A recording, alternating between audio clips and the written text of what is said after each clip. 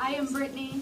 I was given the opportunity to announce that Brenna is doing her STP. Yay! I want to thank her mom and her dad for coming to watch her, and all of you for coming to watch her. She's really into this, so give her your attention. Turn off your phones or don't touch your stuff. Yeah, okay, give her your attention. Let's pray. Dear God, I thank you for Brenna, and I thank you for giving her the opportunity to share what she's learned with us, and I pray that everything will go well, and you'll give her your knowledge. Amen. Thank you, Brittany, and thank you, oh my gosh, everyone. Wow, okay, literally everyone. My topic is urban youth violence, more specifically how to prevent it before it starts. Although we're not exactly in an urban area, being in Sussex County, this does concern youth and the future of our country. I chose this topic because I knew that it was coming from a side of life that I have never experienced and that I probably will never experience. So I figured that I could learn from it, and I did learn from it. My main focus is to show that in-school interventions and social cognitive interventions, like the one in my paper and in my presentation, are beneficial not only to reducing violent crime rates, but also for future generations' well-being.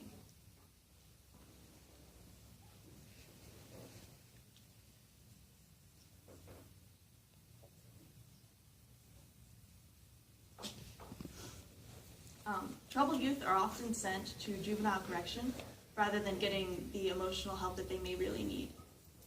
I believe that there are much more cost-efficient methods that could solve the problem, as well as reduce violent arrest rates, increase social cognitive skills, and improve school performance and engagement.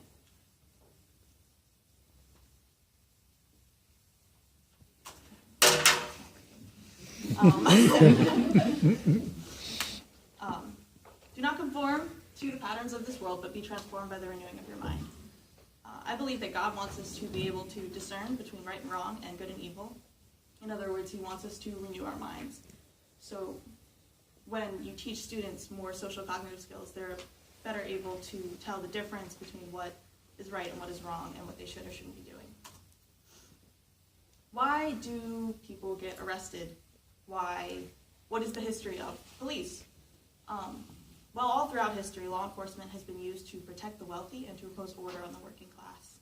Before the 19th century, there were no official police forces. In the North, they had elected sheriffs that were directly responsible for the people. And in the South, they had slave patrols that were hired by slave owners to bring runaway slaves back and to try to keep them in line. Many of these patrols later became Southern police departments.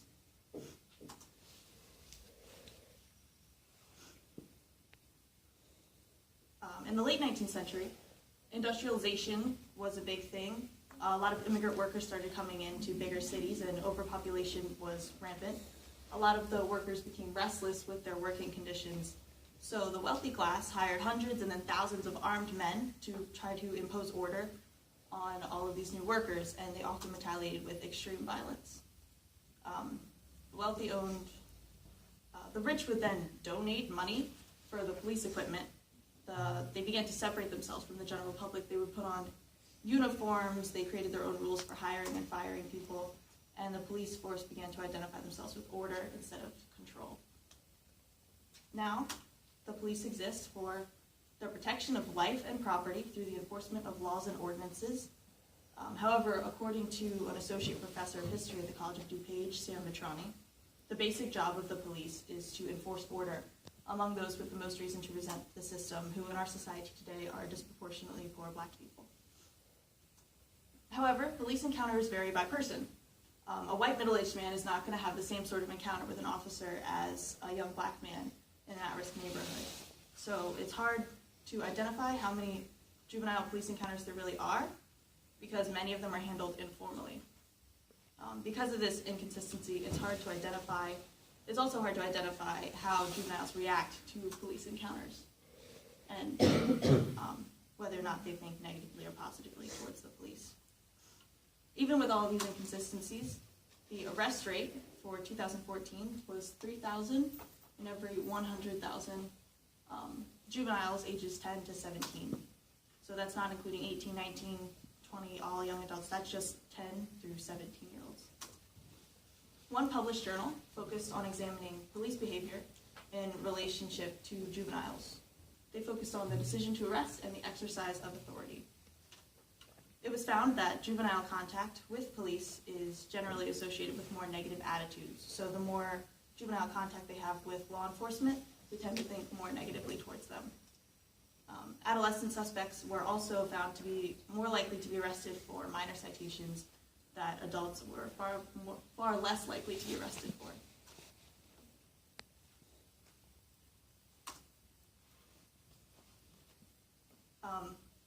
They concluded that male, minority, young, and lower income suspects were more likely to be on the receiving ends of higher police force. It was also found that adults encountered in less distressed communities were more likely to be arrested, while juveniles in more distressed communities were also more likely to be arrested. So the research clearly shows that minority youth in at-risk neighborhoods are far more likely to be arrested than the average adult. It's very easy to blame children for being disruptive. However, there are already some systems in play that try to give students an outlet for their emotions. Most high schools have some form of counselor for students to go to when they encounter a problem, whether academically, emotionally, just being disruptive in the classroom. But because of various inconsistencies, students can't really get the personalized treatment that they may need from a counselor. The recommended student counselor ratio is 250 to 1. However, the U.S. national average is 488 to 1, which is almost twice that of the recommended student counselor ratio. Some of the benefits of high school counselors include learn social skills, prevent student dropouts, higher expectations of self. These are just a few of all of the fantastic things that high school counselors already do for students. So while guidance counselors are very essential for high schools and important for students academically, emotionally, their purpose isn't explicitly to reduce violence. One study done in 2012 by the University of Chicago's Crime Lab focused specifically on reducing violence in Chicago, a very urban, a very violent area. They partnered with Youth Guidance and World Sports Chicago to create the BAM program, or Becoming a Man. They identified 2,740 young male students in grades 7 through 10 in 18 different Chicago public schools. The focus was on students with medium risk, meaning their records showed a lack of social cognitive skills, but they were still likely to attend school enough to benefit from a social cognitive intervention. The students were all randomly assigned to in-school sessions, after-school sessions, both, or to the control group. The focus was on social cognitive skills, like self-control, conflict resolution, future orientation, which the press release defined as the ability to accurately infer the intentions of others, and social information processing. The sports varied by school and were very non-traditional sports. They included wrestling, martial arts, archery, weightlifting, boxing, and handball, and that's just a few of the really interesting sports that they had implemented for the students. The coaches for all of these sports were trained in the BAM principles and the BAM lessons so that they could implement the same lessons into the sports activities. It was found that program participation significantly increased school engagement during the program year and continued to increase after the program year. There was a reduction in falling grades by 37%. Graduation rate increased about 10% of the control group's graduation rate. And program participation also reduced violent crimes by 44%. Arrests in the other category, which included vandalism or weapons crimes, were reduced by 36%. The violent crimes impact statistically faded after the program year. However, school grades and participation stayed up, and it also appeared to reduce the students' likelihood of future juvenile detention. The positive effects of this program provide some of the largest scale evidence to date that a social cognitive skills intervention can improve both schooling and delinquency outcomes for disadvantaged youth. BAM is currently in the same program schools and has expanded to 30 more elementary, middle, and high schools all throughout Chicago. So they've moved past just 7th through 10th grade. In addition to the graduation rate increase, the 1 year of reduced violence, and increase in school engagement, BAM generated financial benefits that are 3 to 31 times the program costs.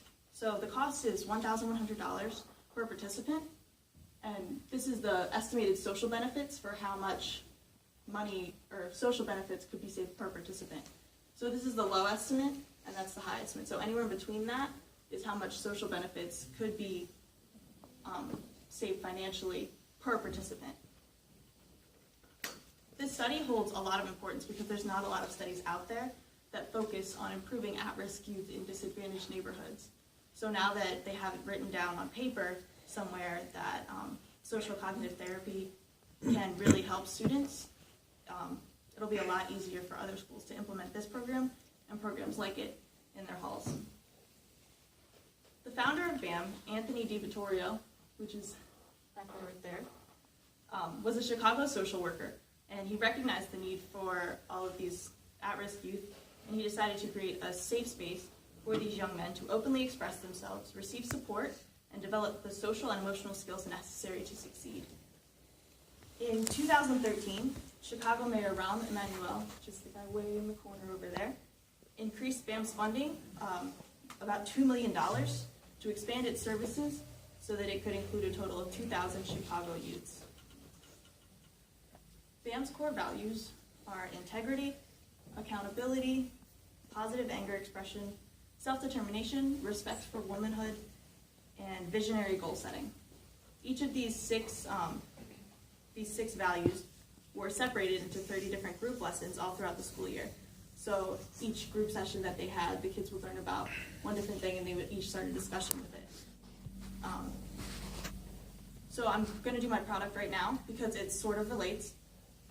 At the beginning of each group session, they would do an icebreaker game, which is one of which was called the fist exercise.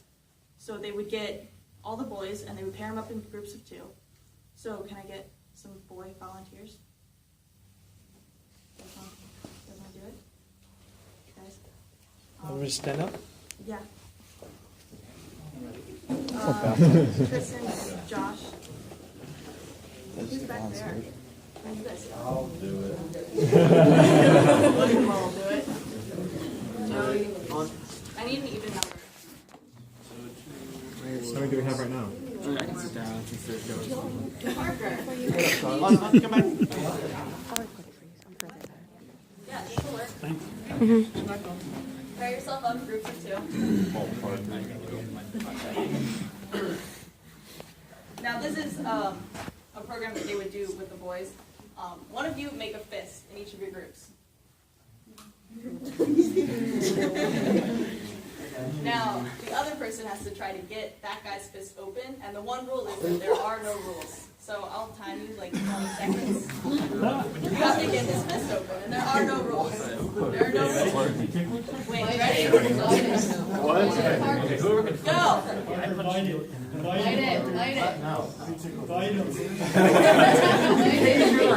You see, there are no rules. This isn't working. You're right.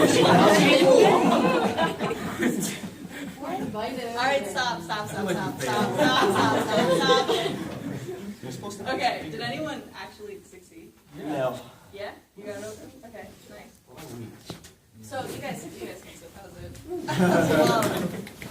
That was one of the icebreakers that they would do in the group counseling. So then they would sit all the boys down and they would ask them, like, what sort of stuff did you try to get his fist open? So guys, what did you try to get his fist open? Did it work? Oh. Okay, so the boys would break out into a fight, and they would just beat the crap out of each other to try to get the other guy's fist open. So then the counselor would sit them down and ask, like, did any of you try asking him to open his fist? And then that begins a discussion with them about how you really don't know someone else's intentions unless you ask. And that's just one of the ways that they kind of start to talk to these boys and make them open up a little bit. BAM has been proven to increase school engagement, increase social cognitive skills, increase grades, and reduce violence.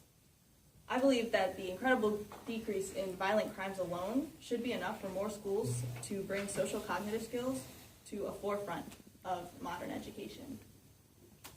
My life plan is to attend the University of Delaware, undeclared, because why not? Any questions? My friends. Did you find any other programs like this in any other big cities in the country? I did actually, it wasn't like a full-fledged program, but I interviewed someone at a Beacon Middle School, right in, is that like Rehoboth? Milton? Beacon Middle School in Milton, who does something very similar. Mr. Sadler introduced me to him. He started out as a janitor, I think, and then they recognized that he connected with the students a lot. So now he does group sessions with the boys, and he does something very similar to this. And I asked him if he's heard of this program, and he never has. So it just goes to show that social cognitive programs and therapy can really, really help these students. Any more questions? Alyssa? To what extent do you agree or disagree with like these BAM and other groups like that versus things like Black Lives Matter and other more racist kind of groups? Like, what impact do you think that they have on each other? I don't really understand the question. Like, do you think that having these programs can help reduce, I guess, the violence of other groups that are really against certain agendas, if that makes any sense? I mean, the program is meant to reduce violence in general and to make life better for the students. So I think,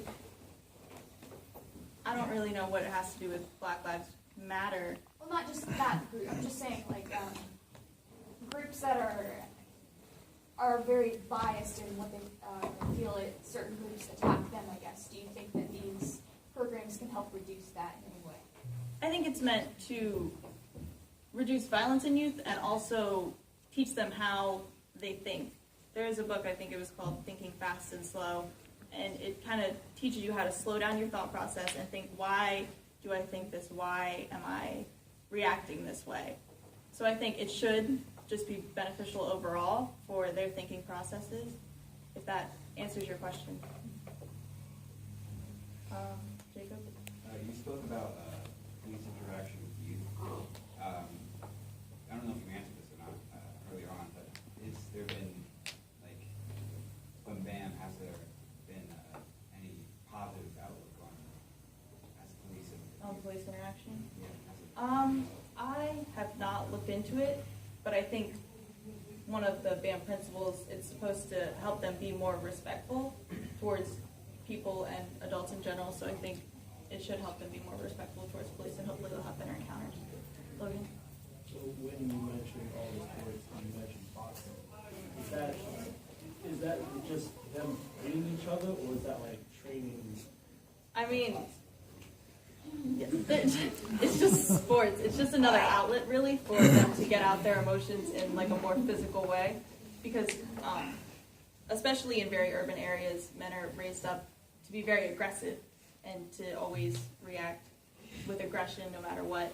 So I think with the sports like boxing, they take the coaches and the counselors in BAM, they also go through the BAM training.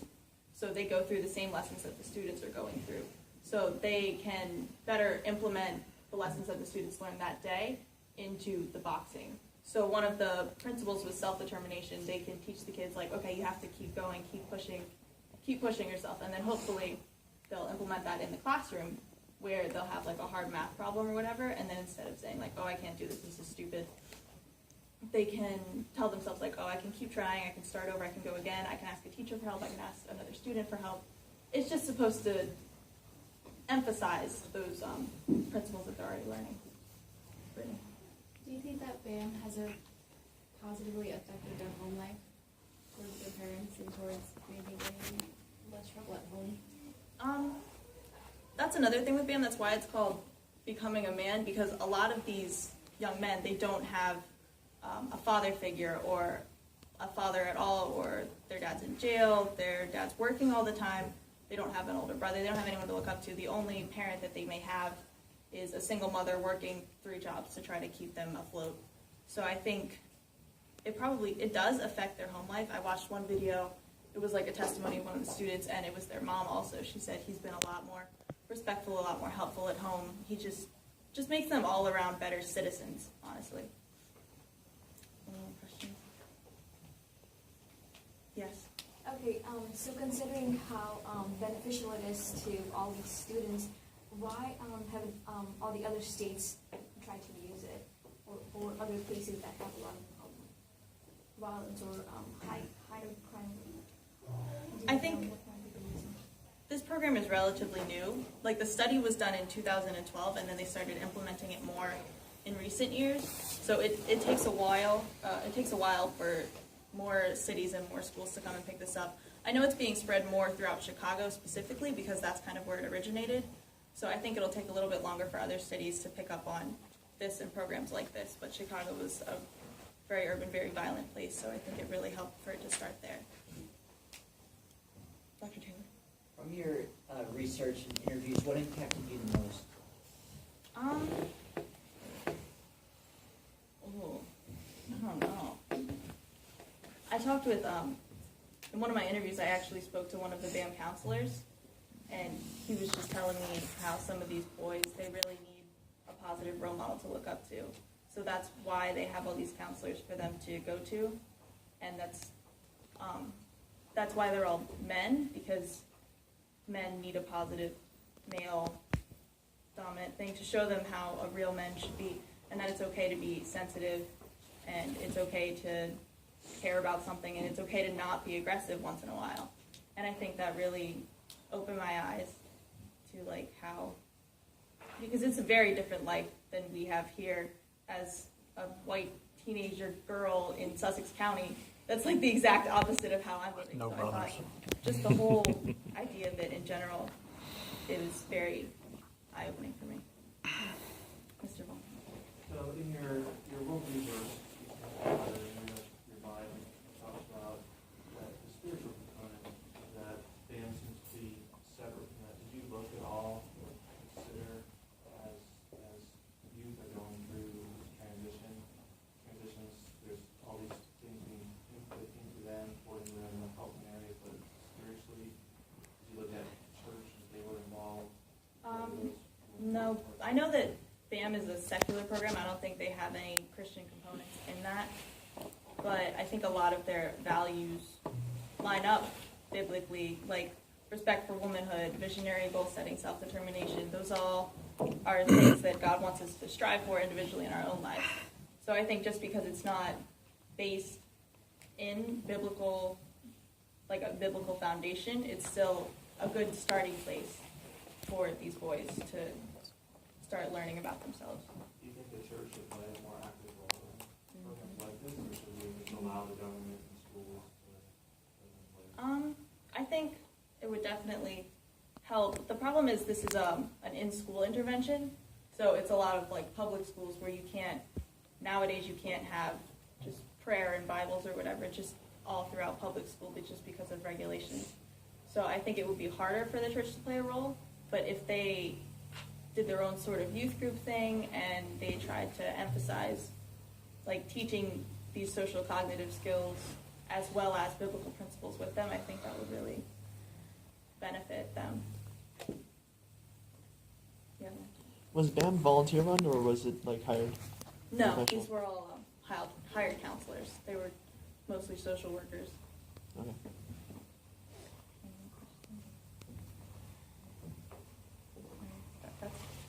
That's it.